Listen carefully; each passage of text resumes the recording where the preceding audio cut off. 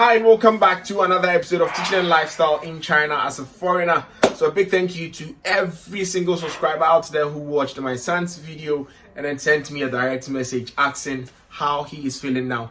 And all the comments, I read everything. Thanks so much for your concern.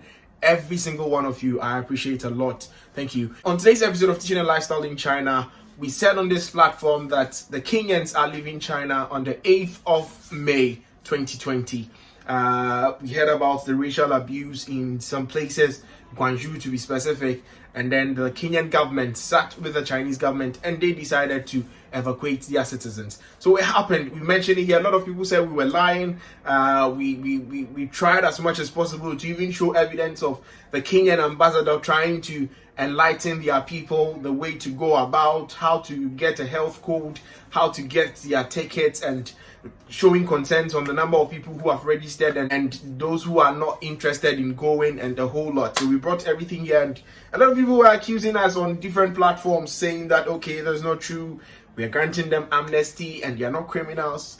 I don't know how people understand amnesty, but so far as you live in a country and you've stayed illegal for some time, I think you might probably need an amnesty to leave the country. That is also a criminal act. That is how I understand it. So any which ways it's done, would show you the video of the Kenyans leaving China at the moment, and finally we also show you the pictures.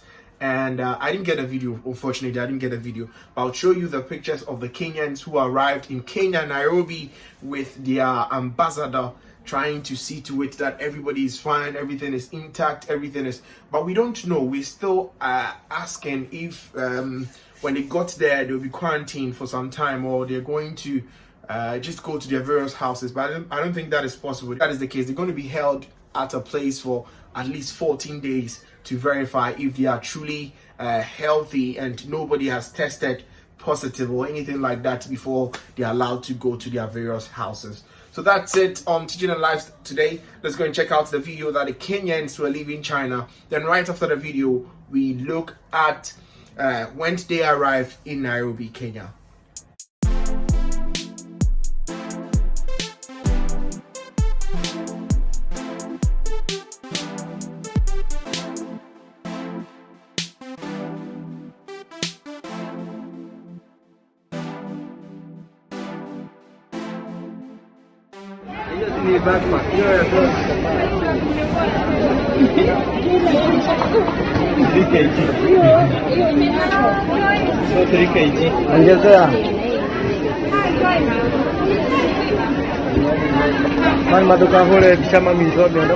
Na maito, na mafisa maito. Kuna mahali mafisha yanaenda, ni mafisha yetu kabisa. Tunatuma kwa kiko. It's the Kenyan nationals leaving mainland China to the Jomo Kenyatta International Airport in Nairobi, Kenya. 160 passengers. At first, the ambassador was contemplating on the number of people who were interested in leaving China. They had people register, and it was over 180. Till later, we heard that they had to pay $750 before they are evacuated, or they can join the airplane. And I think those people had to pay the money, because you can't just go. There's nothing like free lunch. You get it? Yes. So they paid the money and they got on board, and finally they've arrived in Kenya. So we're going to check out those pictures. Like I said, I did not get videos of what happened in the airport. Big shout outs to Black Liberty China on IG. He dropped the photographs of the Kenyans when they arrived in the Kenyan airport, in the Jomo Kenyatta International Airport. So let's go and check the pictures out. We come back, we talk about other countries who are also interested in evacuating their citizens from mainland China. We'll be right back.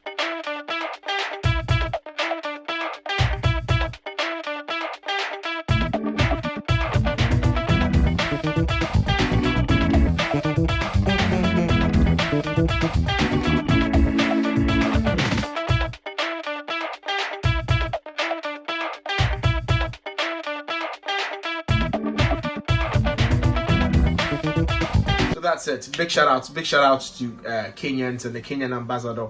They've really put in more work and more effort just to get this thing done. We're not putting any pressure on other people or other nationals to also put pressure on their government to evacuate them. So if you want to leave, right after your borders are open, I think you can also leave if you find the need to leave China, because quite recently they came to my house and asked me a series of questions. What are you doing here? How long you've been here? Where's your passport? How do you feed yourself? Because it's been months, you've not been working. How many people do you have in your family? Which political party do you support in China? And a whole lot.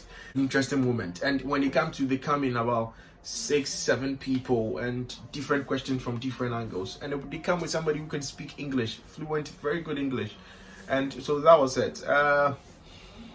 Let me put this across. So I got prompted from a friend who told me the last time that the video I did saying that all foreigners are not working in China. No, it's not like that. Okay, so teachers are not working in China. Those who used to teach in China are no more working because kindies are not opened. With the training centers and all these places, we haven't heard of them opening. But with high school kids and other kids, they've already opened because they've put in the measures that parents and the teachers, including the government, came into the same understanding, and they've reopened school for them. But with the kindi, I understand that the agreement wasn't successful, so they had to postpone the reopening date. Somewhere people are saying we're going to reopen in September, other people are saying October. I even heard next month, so a whole lot. So just for the record, she said that she has already started work. She's doing office hours. She sits there for some time, and she's paid at the end of the month. And I think I should have mentioned that factor, because a lot of people who are foreigners are also in houses. For example, people from the Philippines, they work in the Chinese homes, they cook, they clean, and all these people are working, with the exception of other people who are into the teaching aspect. And I think people who also work in the club are also working. That's what I know. Yes, but with the teachers and other jobs that concerns seeing kids, people are also doing online classes, and I don't know how effective that is, but at the end of the day, it's better than nothing. So that's it. We pray for the best, that things get back to normal and work resumes very soon. Other than that, we all have to go back to where we came from and start something new. So that's it. I think we would end here. Any news that is circulating around China, any news we hear on the internet that concerns China or any part of the world, we bring it right here on Armani TV. Thanks for watching. Don't forget to hit on the subscribe button like we always do, and share the video to a friend to also have a look at what is happening in mainland China. Thank you, and I'm off.